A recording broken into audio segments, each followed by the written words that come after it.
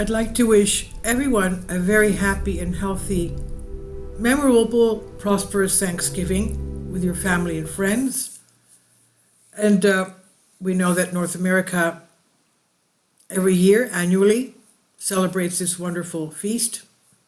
It's, as we know, the pilgrims that came over from England were delayed, but they kept the old calendar. So they used to, of course, fast every Wednesday and Friday. So that's why the Thanksgiving feast was on a Thursday. It was the last day they could eat meat and dairy before their fasting for the Christmas feast. It's usually a 40-day fast, so they were keeping this. This is a fast that the Christian Orthodox still, this calendar that they have. They didn't go with the Catholic calendar. That's why they went with the Orthodox calendar. But what really happened at the first Thanksgiving? The pilgrims and Wampanoag shared a harvest feast, but it did not happen the way you were likely taught in school. This is written by Margareta Bassi. Every November, Americans gather around the table to celebrate Thanksgiving in commemoration of the 17th century partnership between the newly arrived English colonists and the indigenous Wampanoag people. Well, at least that's the simplified story kids are taught in school. The truth is more complex. So what really happened on the first Thanksgiving in 1621? The missing parts of the story are quite dark and not the stuff of family celebration, says David Silverman, historian who specializes in early American and Native American history at the George Washington University in Washington, D.C. He added that its historical relevance, the irrelevance, was determined retroactively hundreds of years later. In 1620, about 100 religious pilgrims left England on the Mayflower, and there is a replica of the Mayflower in Boston. It's about 25% bigger than the original. When I went to see the Mayflower in Boston, I had to duck. We all had to duck we couldn't stand upright. That's how short the pilgrims were. Okay, so they came over the Mayflower to the New World. They landed in modern-day southeastern Massachusetts, a region inhabited by the Wampanoag people.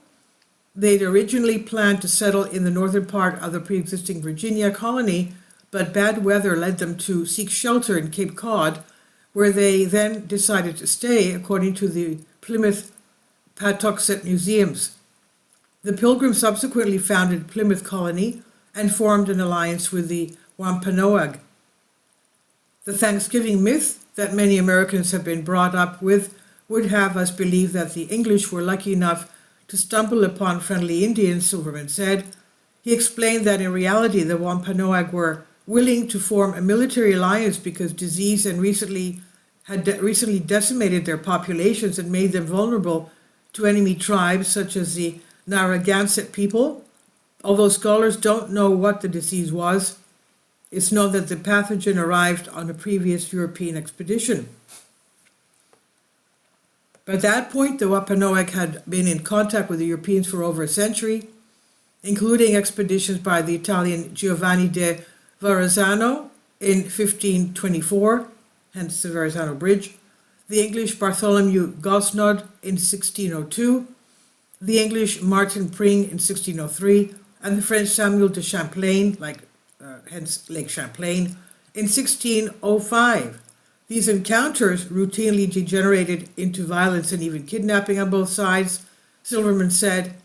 Nonetheless, the Wampanoag still chose to form an alliance because of, among other things, the colonists' military technology, metal weaponry, and guns.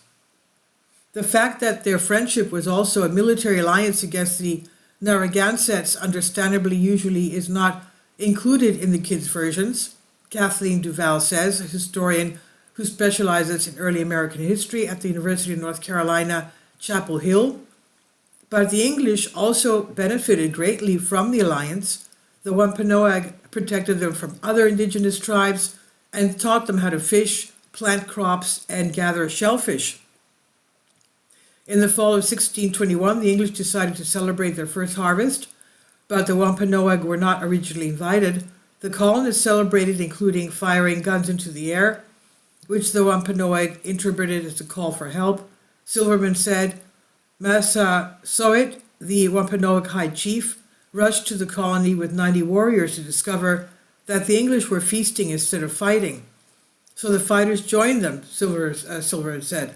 They ate corn, fish, deer, and local fowl, which probably included wild turkey, Duval said. The Wampanoag probably brought corn and meat as well, she said. But most of the Thanksgiving food they ate were different from the ones we enjoy today.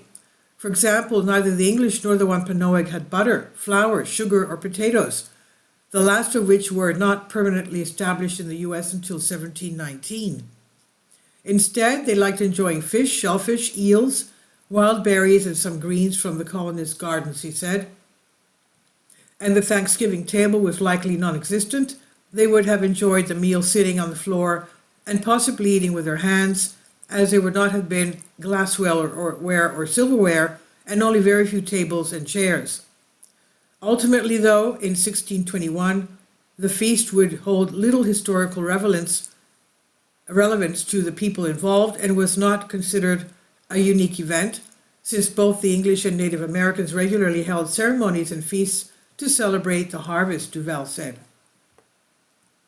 In fact, historians can rely on only a few pieces of textual evidence to rebuild the events, including from Plymouth Colony Governor William Bradford, 1590 to 1657, and the colonist named Edward Winslow, 1595 to 1655, both of whom briefly recounted the feast in their writings. There's also archaeological and oral history evidence of farming and villages more generally in the area, Duval said.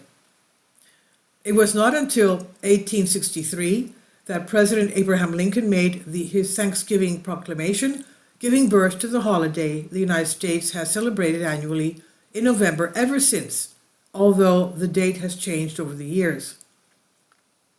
So it became an official holiday with Abraham Lincoln in 1863. This is by Margarita Bassi on Life Science. And again, happy, healthy, and wonderful Thanksgiving to all of you. Please leave your comments and thank you for your support. God bless you all.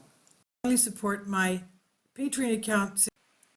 The daily posts are 5 videos daily, and they are totally different from what I have on my YouTube channel. Thank you so much for your support and that you find all my content so interesting. You'll find the Patreon account details in the description box below.